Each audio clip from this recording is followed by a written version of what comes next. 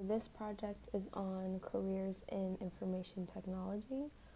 I will be discussing and evaluating 3 different careers in the IT field, and at the end determining which one would be more well suited to me. So this is the introduction slide. Basically it's just saying how information technology is a really big field, and it is always growing and changing because new technologies are created every day. So the top 3 careers, 3 careers in the field that are like at the very top for salary and just projection wise are going to be the data security analyst, the data scientist, and a network and or cloud architect. So a data security analyst, which is the first career that we will look at, is someone just that evaluates and tests the network and the systems, just for any weaknesses that could attract any hackers. This is usually someone who is the first line of defense. The second slide is the second career, which is going to be the data scientist. The data scientist is a person who works closely with the company, and they basically just look at like what the company has. So for example, any software or feedback that the company is getting, data-wise, the data scientist would look at that and interpret those numbers and then try to help the company move in a better direction. But the next career that we will be looking at is going to be a network and or cloud architect. This is someone that designs and plans out a network and cloud layout, usually for people within an organization, but there are companies that allow just the general public to use their cloud, so this is also something that a network and or cloud architect would do. They would also make sure that any security issues and stuff like that, they also plan for those.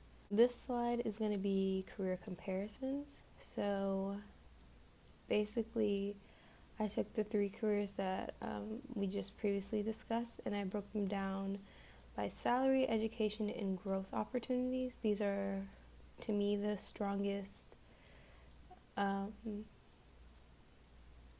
comparisons that you would need to make a good choice on what you really want to do. So I just listed all their salaries and the education that they need, the growth opportunities, and then I made another chart on the right hand side that is looking at which one has the best salary, the lowest education, and the best growth projection. And then I inserted the information there. So basically the chart that I made for the career comparisons is all taken care of. So the next slide is the evaluation matrix, which I use to compare the careers in the IT field. For my criteria, I chose salary, education, growth projection, and satisfaction. I decided to add satisfaction because if people are more satisfied in their job, I feel like it would be a better fit. And satisfaction also comes from some of the other factors that are on this list and factors that are not on this list. So satisfaction is usually very personal. Next, I have the weight. I decided to break the scoring chart into percentages to make it easier to see the direct correlation. For example, if the weight of the criteria is 30%, then you get 30 points. That way it's just like easier to see everything.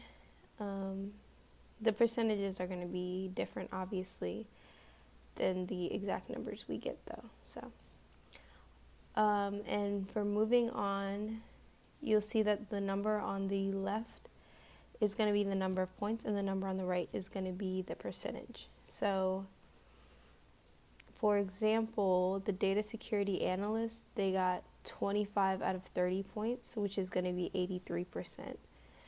So I took that 83% and made it a portion of the total, and that is how I got the total at the bottom. So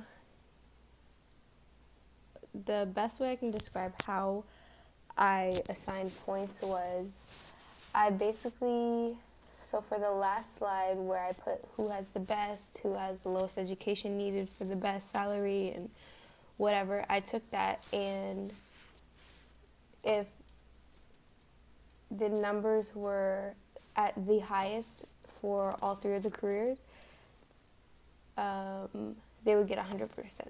So for example, the salary for the data scientist was the highest, so it got 100% and the full 30 points.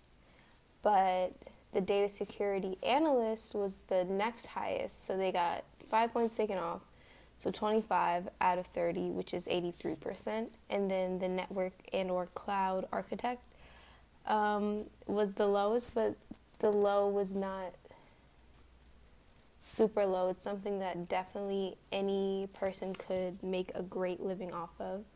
So that is why I decided to keep it at 20, and that would just be a 67%. The next slide is just the two, so all of the information was broken down, and now I just put it into a chart.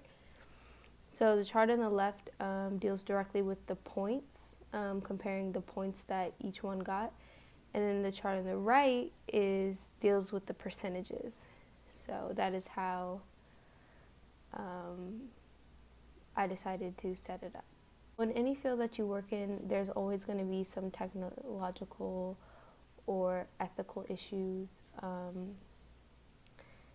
So as this is such a new and growing field, there are new issues that arise every single day. And because it is changing so much, there's not really a lot of information about legality of certain things. So these are laws that are having to be made while this is happening. So I just included some examples of issues, which are how private and secure data must be, how to police misleading or edited data, such as video, text, and audio, which is something we've seen a lot lately, especially politically with the current president. How much control should a creator have over the versions of his software that are created? Should companies be allowed to have control over your ideas that are made while you work for them?